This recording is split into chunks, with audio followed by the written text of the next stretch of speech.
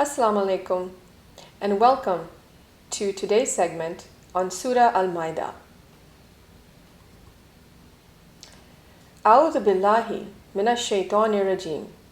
I seek refuge with Allah Almighty from Satan, the rejected one. Bismillahir Rahmanir Rahim. By the name of Allah, the Beneficent, the Merciful.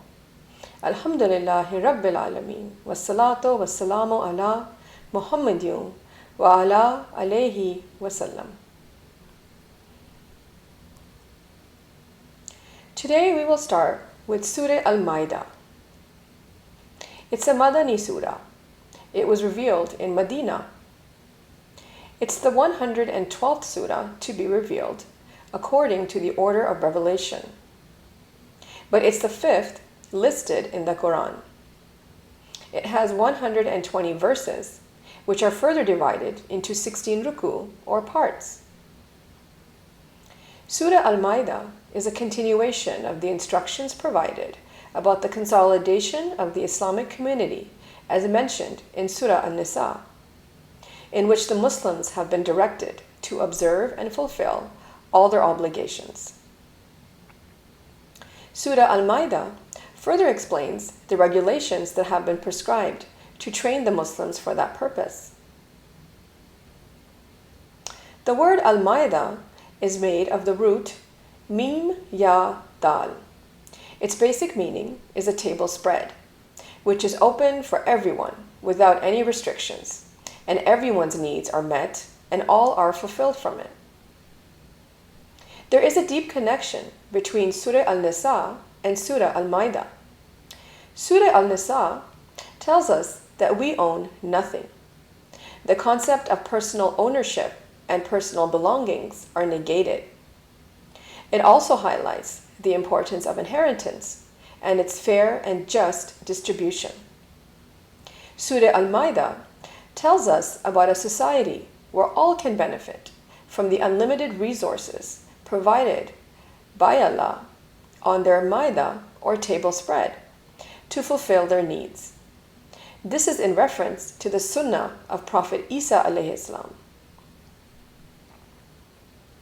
May Allah grant us the ability to understand the true meanings of the Quran by the grace of His Prophet Muhammad sallallahu alayhi wasallam. With this dua, let's begin the first and second ruku of Surah Al-Maaida. Bismillahir Rahmanir Rahim. Verse 1. Ya ayyuhallazina amanu awfu bil uqud. O you who believe, fulfill your contracts. Uhillat lakum bahimatul an'ami. Made lawful for you are the animals of the grazing livestock. Illama yutla alaykum. Except what is recited on you. Ghayra muhillal saydi wa antum hurrum. Not being permitted to hunt while you are in the state of ihram. Inna Allaha yahkumu ma yurid. Indeed, Allah ordains what He intends. Something to reflect on from this first verse is the surah starts with O you who believe. It is evident here that this verse applies to those people of belief that have iman. And for those people who believe, they need to comply with all the obligations that are stated in the Quran. A few words that are highlighted in this verse. Al-uqud. This word is used for a contract or a bond. Also, a knot. An example of this can be found in Surah Al-Baqarah, verse 235, where the verse talks about the bond or the knot of nikah. The next words, Bahimatul Al-Anam. This means beast or animal of grazing livestock. This word is found throughout the Quran in various verses, which gives us a better understanding of what it means. Surah An-Nur, verse 45, describes all the various kinds of animals on earth, where it states, Allah has created every creature from water, and it further describes those animals. Those that move on their bellies, such as snakes, worms, scorpions, and of them are those that walk on two legs, such as birds, and of them are those that walk on four, such as cats, dogs, zebras, goat, sheep, horses, just to name a few. As we delve further in the Quran, we find that these animals are further divided into two kinds: the ones who hunt, al-jawari, and the ones who are hunted, Al-Anam.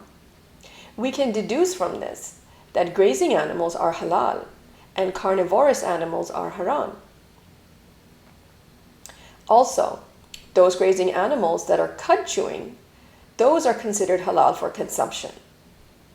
Surah Taha, verses 53 and 54, we get the definition of Al-Anam, which are those animals that eat from what grows out of the earth, hence the term grazing animals.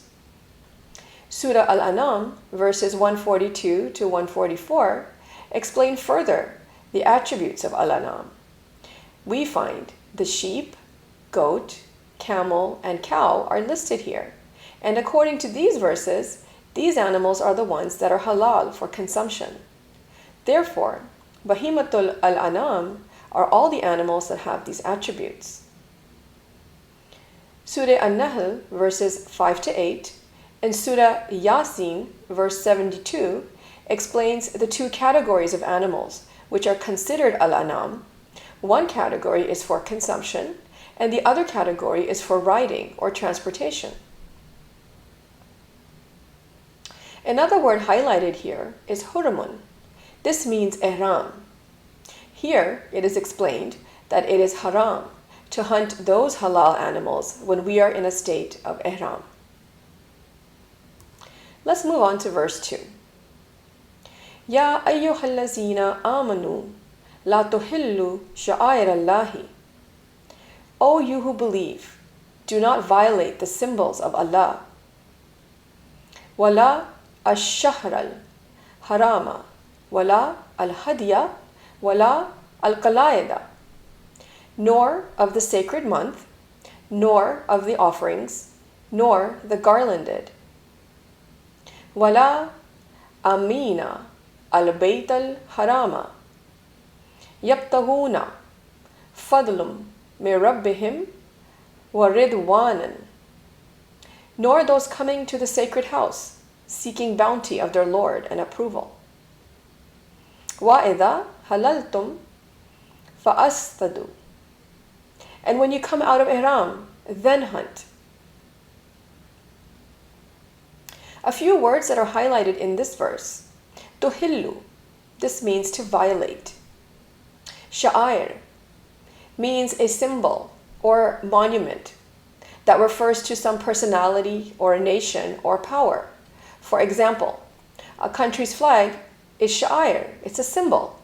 Although it's just a mere piece of cloth, we respect it due to its correlation with the country, and by paying respect to it, we actually pay respect to the country.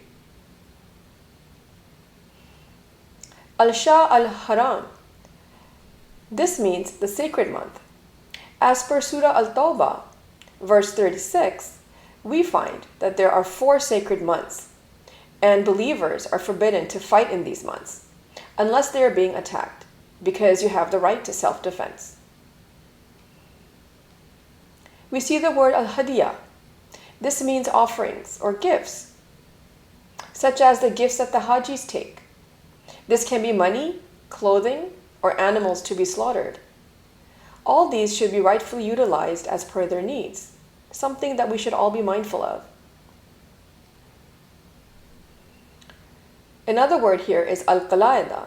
This means garland, which is the offerings of animals that are taken to the Kaaba for the sacrifice and are tagged. We need to prepare and eat them in a halal manner, something to be mindful of. We have the word amina, which means coming. Al-Bayt al-Haram, sacred house. Fa'istadu, then hunt. In the days of Hajj, hunt is prohibited. And according to Surah Al-Maaida, verse 95, those who go against these orders will be punished. Verse 2 continues, وَلَا يَجْرِمَنَّكُمْ شَنَانُ قَوْمٍ أَنْ صَدُّوكُمْ عَنِ الْمَسْجِدِ الْحَرَامِ أَنْ تَعْتَدُوا. And let not incite you the animosity towards people for having obstructed you from Al-Masjid al-Haram, that you transgress. وَتَعَاوَنُوا عَلَى الْبِرِّ وَالتَّقْوَى وَلَا تَعَاوَنُوا عَلَى الْإِثْمِ وَالْعُدْوَانِ. And support in righteousness and mindfulness, but do not support in sin and enmity. وَاتَّقُوا اللَّهَ إِنَّ اللَّهَ شَدِيدُ الْعِقَابِ. And be mindful of Allah. Indeed, Allah is severe in punishment. A few words that are highlighted in this verse. Shananu means animosity towards someone or in someone's heart, along with actions that will cause them harm. Yajrimannakum, and let not incite you. Wata'awanu, support each other, to be balanced. Wal adwani means enmity, comes from the word adu, which means creating a rift. 2 points highlighted from this verse. Number 1, believers should not create troubles for the people who have not been friendly in the past to them. So don't hold on to grudges. Forgive them. Number 2, support each other collectively and individually. For bir. This means good, not for the wrongful acts. Surah Al-Baqarah defines the word bir in detail. Moving along to verse 3. Hurramat alaykum ul-maytatu wa ad-damu wal-hum al-khinzir. Prohibited to you are dead animals, blood, the flesh of swine. وَمَا أُحِلُّ لِغَيْرِ اللَّهِ بِهِ, and that which has been dedicated unto other than Allah. وَالْمُنْخَانِقَاتِ وَالْمَوْقُودَةُ وَالْمُتَرَدِّيَةُ وَالنَّطِيحَةُ, and killed by strangling, or by a blow, or by a fall, or by the goring of horns. وَمَا أَكَالَ السَّبُوءُ إِلَّمَا ذَكِيتُمْ, and those from which a wild animal has eaten, except what you slaughter. وَمَا ذُبِيحَ عَلَى النُّصُوبِ وَأَن تَسْتَقْسِمُوا بِالْأَزْلَامِ, and those which are immolated onto idols, and that you seek divisions through divining arrows. Few words that are highlighted in this verse. Lehem, things that are intermingled. Meat and flesh is called lehem because all the muscles and tissues are intermingled. Al-khinzir, this means swine or pig. It also means sensual parts of the body. Al-munkhaniqatu means strangled. Al-mawquda, fatally hit. Al-mutaraddiyatu, to fall fatally. Al-natihatu, gored by horns. Al-subau means wild animal. Zakaitum means slaughtered or liberated. Al-nusubi, altar stones. Tastaqsimu, to seek division. Al-azlami means through divining arrows or through lottery. This verse describes what we should not consume, and further explains the cases a halal animal, as described in the previous first verse, can be haram. There are 9 things listed here that we should not consume. Number 1, dead animals. Number 2, blood. Number 3, lahm al-khinzir. As described previously, this does not just mean pig or swine. It also means the meat of sensual parts. That which is slaughtered not in the name of Allah. Died by strangling, died by a hit or blow, died because of falling, died in a fight, eaten by another animal, that which is divided up as per our desires. Verse 3 continues, ذَلِكُمْ fisk. That is grave disobedience. Al-yawma yaisa allazina kafaru min dinikum. This day, those who disbelieve have despaired of your deen. فَلَا تَخْشَوْهُمْ وَأَخْشَوْنِي. Do not be worried, but fear me. Al-yawma akmaltu lakum dinakum wa atmamtu alaykum ni'mati wa raditu lakumul islama dinan. This day I have perfected for you your deen and completed my favor upon you and have approved for you Islam as deen. Famani aturra fi makhmasatin ghayra mutajanifin lismin fa inna Allahu ghafurur rahim. Then whoever is forced by severe hunger with no inclination to sin, then indeed Allah is ever forgiving and merciful. A few words highlighted in this verse. Yaisa means despaired. Athurra, forced by necessity. Makhmasatin, hunger. Mutajanifin, inclining. It's important to note that the deen, as stated in this verse, which is the law or the code of conduct, has been the same in every era, as Allah states that the same deen has been enjoined to all the prophets that have come. Prophet Muhammad sallallahu alaihi wasallam, the last of the prophets, has sealed it with his mercy. This is described in Surah Al-Anam, verse 115, and further explained in Surah Ash-Shura, verse 13.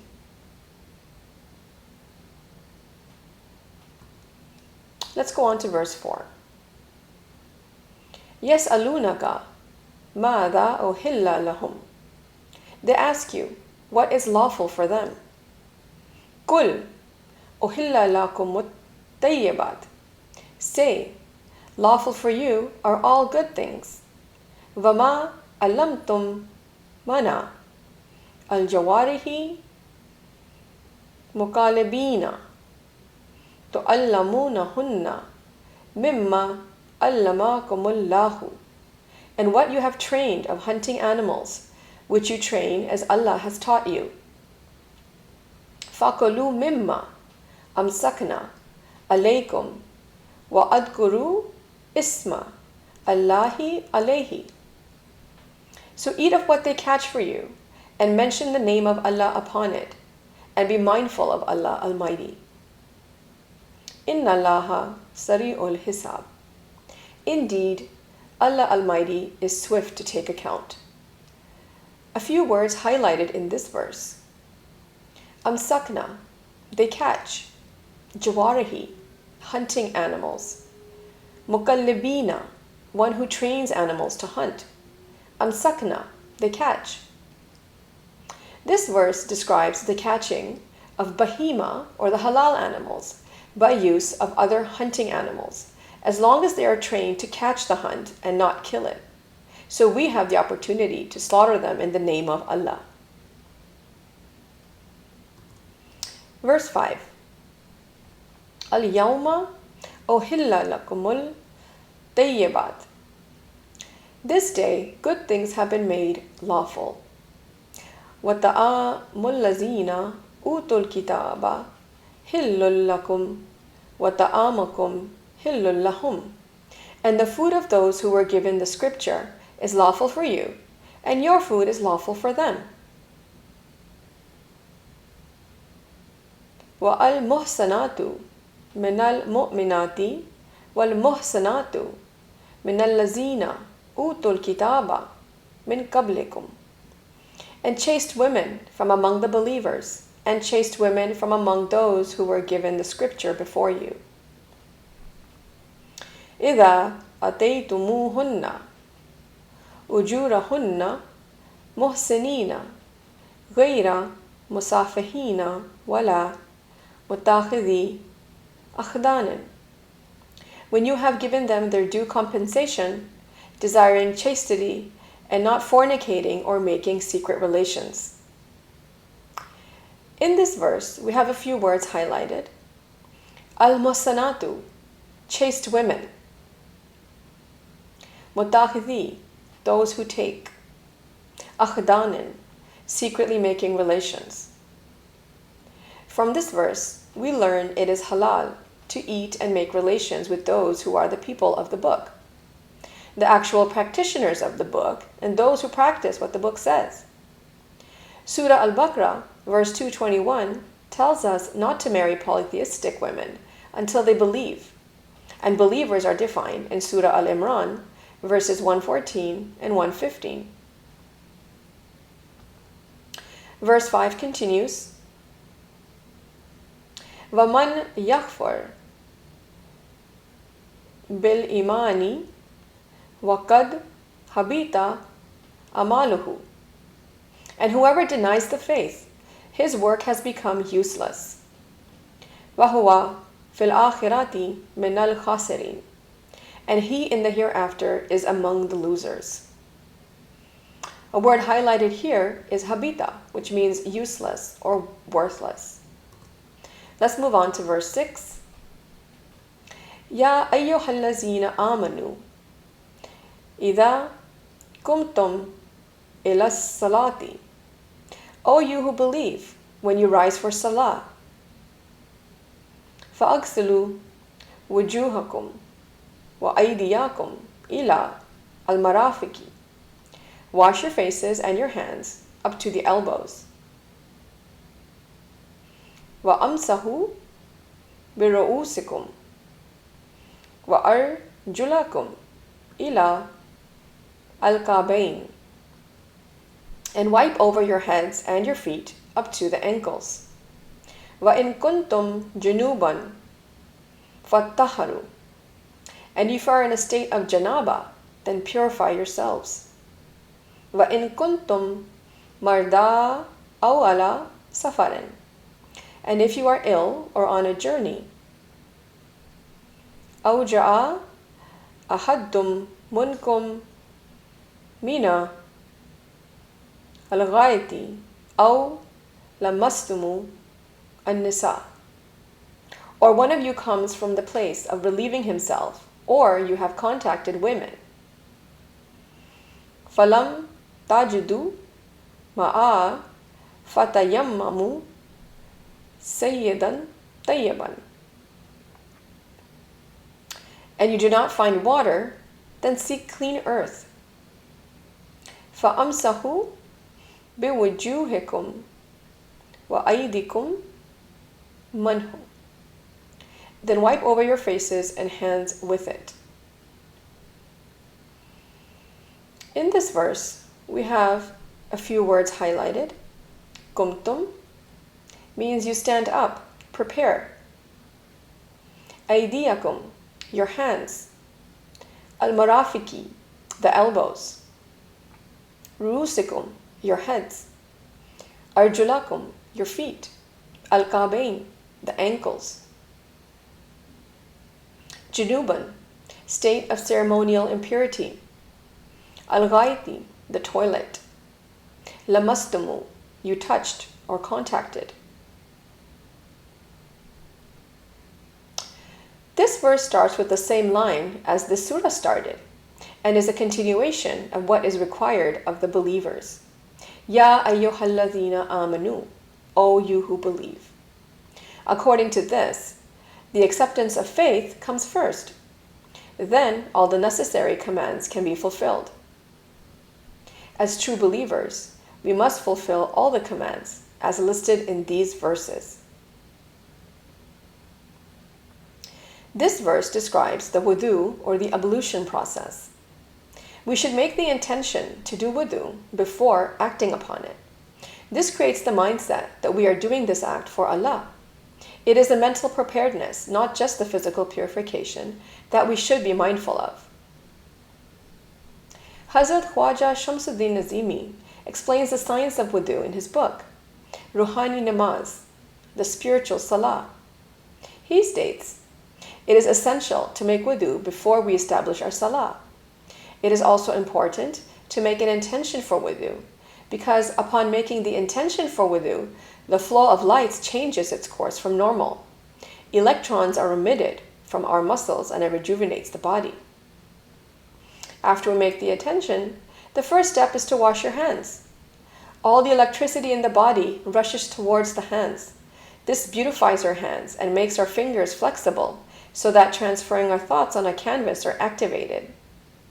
Second is rinsing our mouth. This cleanses our mouth and protects us from gum disease. It strengthens our jaws and also whitens our teeth. It enhances our taste buds and also keeps us away from tonsil diseases. Third is rinsing your nose. Electric currents in the water enhances our sinuses and keeps us away from complex nasal or sinus diseases. Fourth is washing your face. This opens the pores. It relaxes our mind. And when we rinse our eyes, it invigorates the eye muscles. Fifth is washing the arms up to the elbows. This act connects us directly with the light stored in our chest, and the crowded light gets into a flow. This invigorates the hand muscles. Sixth is the head masa. Our hair are the antennas from which our focus increases towards Allah. By touching our hands to our head, our antennas receive this information. Seventh is the neck masa. This act invigorates our nervous system and all the joints in our body. When we touch the back of our neck, our hands transfer the electrical current, which passes through our backbone and regenerates our entire nervous system and makes it stronger. Verse 6 continues, Ma yuridullahu layajala alaykum man harajin walakin yuridu liyutahharakum. Allah does not intend to make difficulty for you, but He intends to purify you. وَلَيُتِمَّ نِعْمَتَهُ عَلَيْكُمْ لَعَلَّكُمْ تَشْكُرُونَ, and complete His favor upon you that you may be grateful.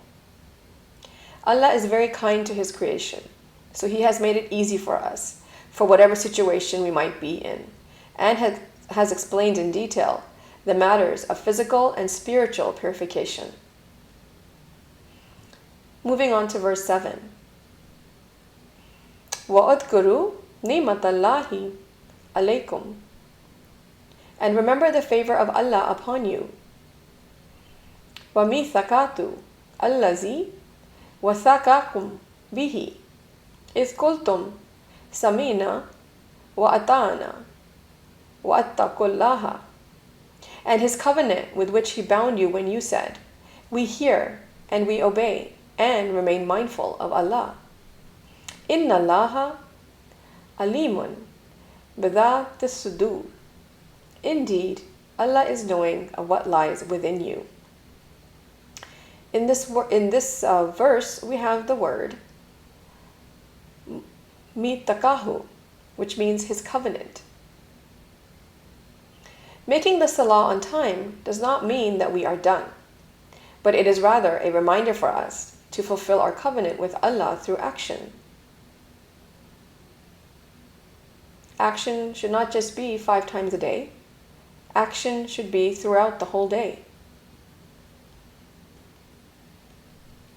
Let's move on to verse 8. Ya ayyuhallazina amanu kunu qawwamina lillahi shahada bil qist. O you who have believed, be persistently standing firm for Allah, witnesses in justice. وَلَا يَجْرِمَنَّكُمْ شَنَانُ قَوْمٍ أَلَا أَلَّا تَهْدِلُوا أَوْدِلُوا. And do not let the hatred of a people prevent you from being just. Be just. هُوَ أَقْرَبُ لِلتَّقْوَى وَاتَّقُوا اللَّهَ. That is near to mindfulness, and remain mindful of Allah. Inna Allaha khabirum bima ta'malun.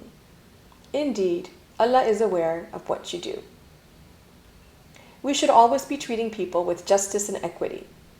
Taqwa means to be just, whether or not it is in our best interests, and this is the closest to attaining taqwa. Verse 9. وَأَدَلَّهُ الَّذِينَ آمَنُوا وَعَمِلُوا الصَّالِحَاتِ. Allah has promised those who believe and do righteous deeds. لَهُمْ مَغْفِرَةِ وَأَجْرٌ عَظِيمٌ. For them there is forgiveness and great reward. If we keep the faith and do good, Allah will have great rewards for us. Verse 10. وَالَّذِينَ كَفَرُوا وَكَذَّبُوا بِآيَاتِنَا.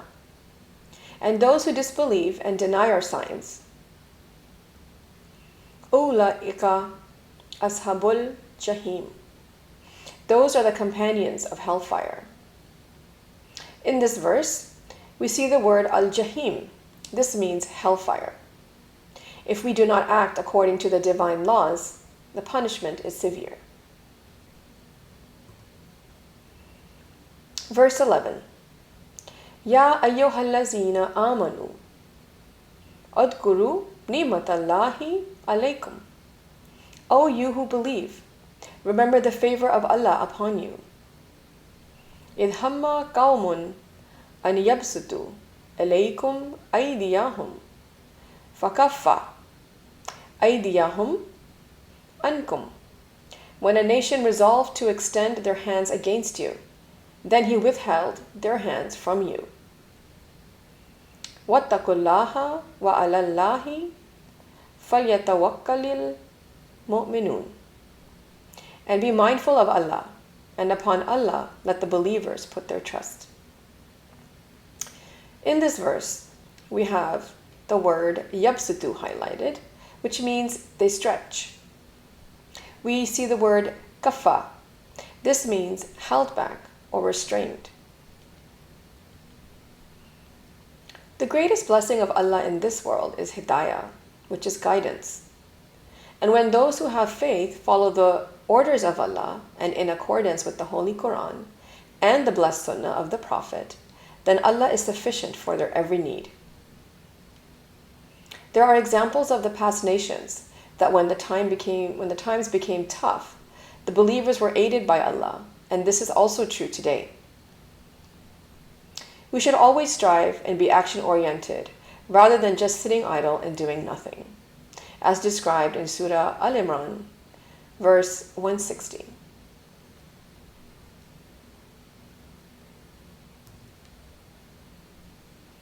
This brings us to the end of our segment, and we have completed Rukus 1 and 2. Let's go over it. We need to fulfill our covenants that we have made with Allah. All animals that cud are halal when slaughtered in the name of Allah, except dead animals, blood, flesh of swine, or sensual parts, animals killed by strangling or by a blow or fall, or by the goring of horns, those which a wild animal has eaten, those which are sacrificed unto idols, and those that you seek divisions for through divining arrows, that you can pick the best parts. Allah's deen has been detailed in the Quran, and Allah has favored Islam as deen. Prophet Muhammad ﷺ has sealed it with his mercy.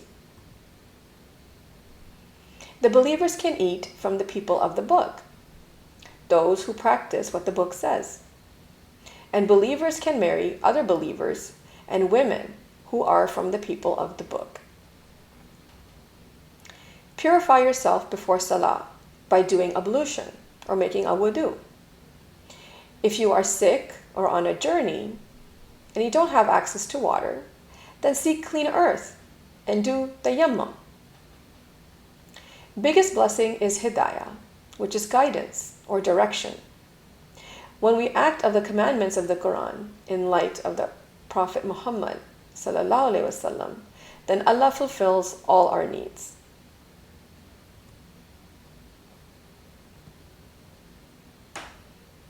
Sadaqallahul Aliyul Azim. Allah speaks the truth, the exalted, the great. Sallallahu ta'ala ala habibihi Muhammadin wa alihi wasallam. Thank you for joining us today. Until next time, Assalamu alaikum wa rahmatullahi wa barakatuhu.